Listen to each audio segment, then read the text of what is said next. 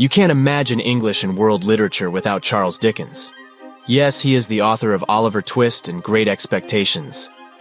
But do you know any more about him?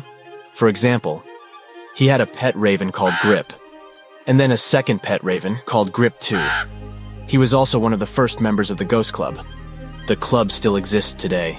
It is an organization dedicated to the investigation of paranormal activities, members of which would meet to discuss and solve ghost and supernatural cases. Another famous member of the club was Sir Arthur Conan Doyle, the author of the stories of Sherlock Holmes. I guess you figured that Charles Dickens wasn't easy to scare. But one terrifying event in his life affected him so deeply that he was never the same afterward. Here's what happened. It was June 1865. Charles Dickens was returning home from his short holiday in France. He was traveling by train, in a first-class carriage. Exactly at the time, the railroad tracks were being replaced somewhere on the way. I guess back then, railroad issues weren't communicated as fast and effectively as they are today, because the loco driver didn't know about the ongoing works. So he just noticed the huge gap in the railroad just as he was approaching it. There was not enough space to stop the train before the hole in the rails safely, so it crashed. Some train cars fell over the side of a bridge. Gladly, the bridge wasn't too high. Still, it was big enough to smash the wooden cars. Charles Dickens was one of the lucky ones. After the crash, he climbed out of the window and helped other passengers to get out. When everyone alive was out of the wagons, the author remembered that he had his manuscript of Our Mutual Friend, the novel he was working on at the time, in the train. So he had to climb back in again to get it.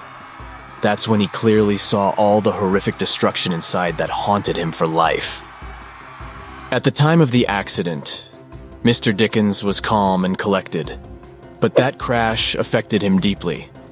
Every next trip he took in his life became a challenge. His son and daughter recalled that he would panic whenever traveling anywhere, gripping the seat with both hands and sweating. Our Mutual Friend was successfully completed. Charles Dickens' last novel, The Mystery of Edwin Drood, was left unfinished because of the author's passing in 1870, because of a stroke. There are more famous people with similar stories. Like, for example, Leonardo DiCaprio got into dangerous accidents at least 4 times in his life. The first thing you need to know is that Leo is now terrified of sharks, and this goes back to the first story in 2006. The actor was spending his vacation in South Africa. A charity devoted to saving sharks invited him to take part in an underwater expedition, and he said yes. So Leo was locked in a cage that went down underwater. Also, a tuna got stuck on the top of the cage, and a great white shark leaped to grab it, going into Leo's cage.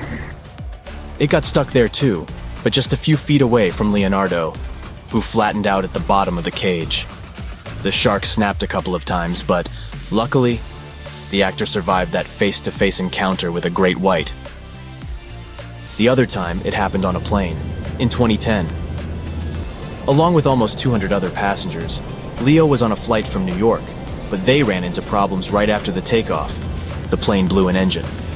The actor said that he turned around and saw that the engine turned into a fireball. It was a miracle that the rest of the plane didn't catch fire. For a whole hour, the pilots circled around to dump the fuel to be able to make a smooth emergency landing in New York. The tires exploded though, but gladly, no one was injured. Still, during that hour, most passengers thought that they wouldn't ever make it home. After these accidents, Leo should have figured out that someone up there is after him. But no. He decided to go skydiving. It was a tandem dive, meaning that he was falling from an airplane with an instructor. They pulled the first parachute, but it didn't open. So they pulled the second one, but it got all tangled up and obviously not opened either. There's no third parachute. The guys are flying toward the ground, and the instructor is desperately trying to untangle the second one on time before they reach the point of no return. After 30 seconds, he managed to do it. Phew. "We're falling way too fast. You're probably going to break your legs, though," he screamed at Leo. Once again, DiCaprio's misfortune ended well. Despite predictions, he didn't even get injured, but his never do it again list got another entry. The 4th time, he went scuba diving and ran out of oxygen underwater. Edward Norton was there and he helped him out. So they are both underwater, exploring marine life photographing, and doing whatever they are doing down there. Closer to the end of the dive, Norton notices that Leo isn't anywhere around. He figures that DiCaprio might have gotten carried away with the camera and adventures, so he decides to go find him to check in. Norton goes deeper into the ocean, and he gets lucky enough to notice Leo somewhere quite far away. Leo is now swimming towards him, his eyes huge, pulling his hand back and forth around his neck, signaling that he can't breathe. The men manage to make it closer to one another. Norton gives Leo oxygen, and they manage to get out of the ocean, both alive. Travis Barker, an American drummer, has also survived a plane crash, but that one was deadly, with only 2 out of 6 people surviving. In 2008, the musician was going to California after a performance in South Carolina. Before the flight, his young daughter went hysterical, asking her dad not to fly, saying that the roof is going to come off. His wife was supposed to go with him but canceled at the last minute in case something happens. But Travis boarded, even though he had a bad feeling too. Everything went wrong from the very beginning. The plane had an emergency during takeoff. The landing gear popped and the aircraft went out of control. It would go up in the air, then back down, and then up again, catching flames every time before the whole plane went on fire. When the airplane ended up on the ground, Travis and his friend hurried to get out of it. They used the emergency exit, but things went wrong there too, and the friends suffered severe burns and injuries. Gladly, they survived, but Travis has got a post-traumatic stress disorder. Ever since Travis has been horrified by planes and avoided them at all costs. He only boarded a plane for the first time after an accident just recently, over a decade later.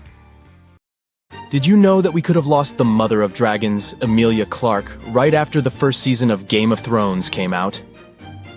In 2011, the actress collapsed in a gym while working out. She was rushed to a hospital, and doctors found out that she had been bleeding in her brain. She had surgery and recovered after a week.